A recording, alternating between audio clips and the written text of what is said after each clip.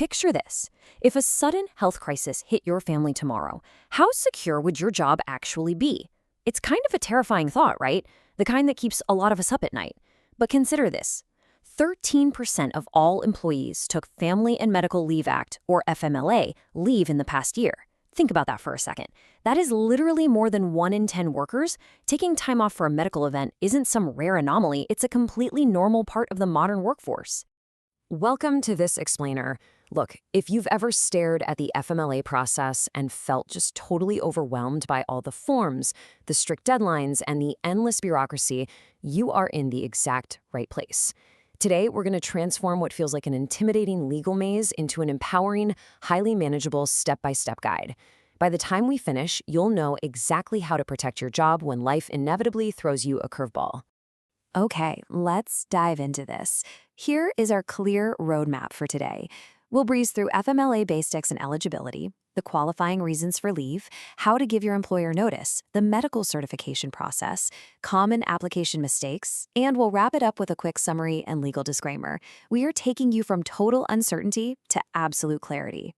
All right, Section 1, FMLA Basics and Eligibility. Before you even think about submitting a single form, the absolute first critical step is figuring out if you and your employer actually qualify under federal law. To be eligible, you've got to pass this 3-pronged test. Step 1, you must have been employed by your company for at least 12 months. Step 2, you must have actually worked at least 1,250 hours in the 12 months right before your leave. And step 3, you need to work at a location where your employer has 50 or more employees within a 75-mile radius. Now, you might be wondering, what if I'm a remote worker? Well, the Department of Labor evaluates this based on your reporting office, not your home address. So if the corporate office you report to hits that 50-employee mark, you are legally covered. And this brilliantly illustrates that there are always unique exceptions. Take airline flight crew employees, for example. Because of how their crazy flight schedules work, they have an entirely different metric. They need to have worked or been paid for 504 hours, which represents at least 60% of their monthly guarantee. It's a really great reminder that certain industries have their own specific carve-outs under the law. Moving right along to Section 2, Qualifying Reasons for Leave. So we know who's eligible, but what specific life events actually trigger your legal right to this protected time off? Generally speaking, FMLA grants you up to 12 work weeks of leave in a 12-month period. This covers the birth or adoption of a child, which, as you might guess, is one of the most common reasons folks use it.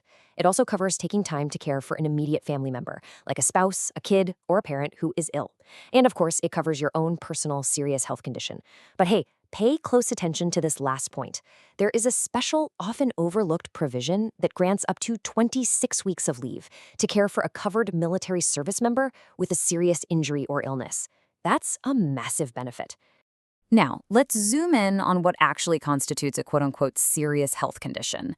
The formal legal definition includes conditions requiring an overnight hospital stay or continuing treatment by a healthcare provider. But I really want to emphasize something that people miss all the time. Mental health conditions explicitly qualify here. In fact, nearly 30% of Americans with Disabilities Act claims allege discrimination based on mental health conditions. So whether it's severe anxiety, depression, or another mental health crisis, if you are receiving continuing treatment, the FMLA is literally designed to protect your job so you can focus on healing. Next up, Section 3, Giving your employer notice. Okay, so you know you're eligible and you have a qualifying reason.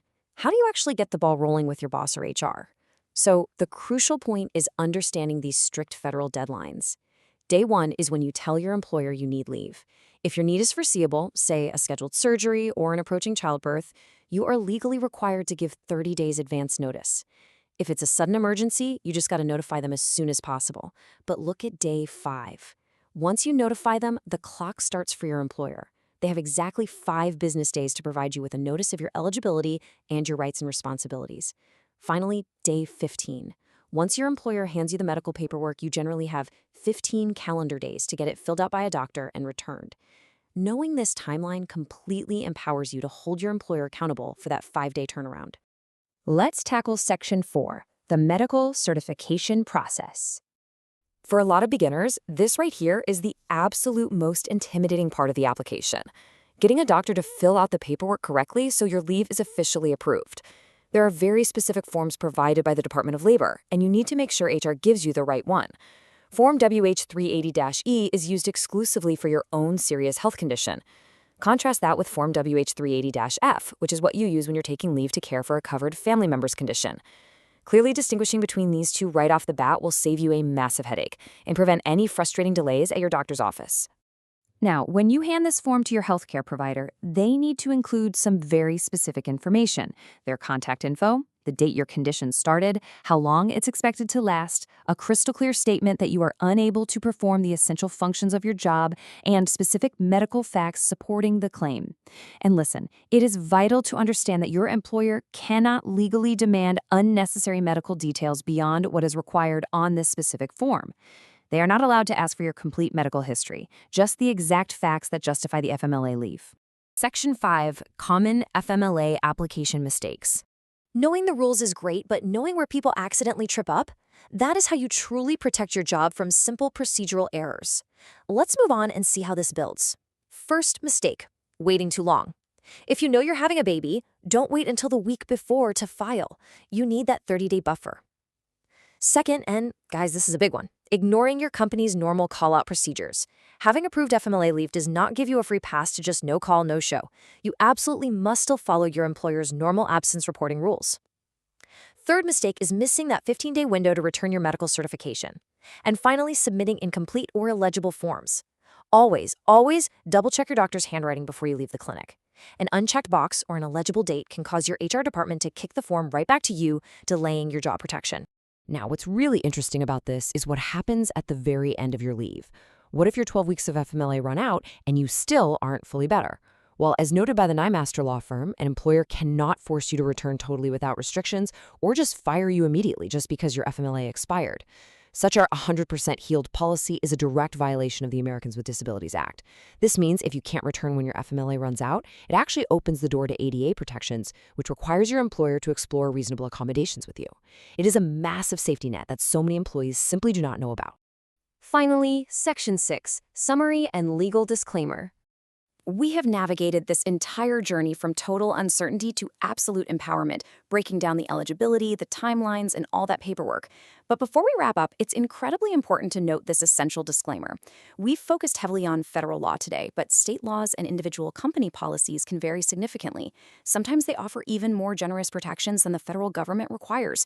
Because of this, you should always consult with your HR professionals or a qualified employment attorney for specific guidance regarding your unique situation. This explainer is meant to be a helpful educational tool, not formal legal advice. And that wraps up our step-by-step explainer on FMLA. But we really want the learning to continue down in the comments. Have you successfully navigated the FMLA process in the past? What specific questions do you still have? Or what practical tips can you share with someone who might be applying for the very first time right now?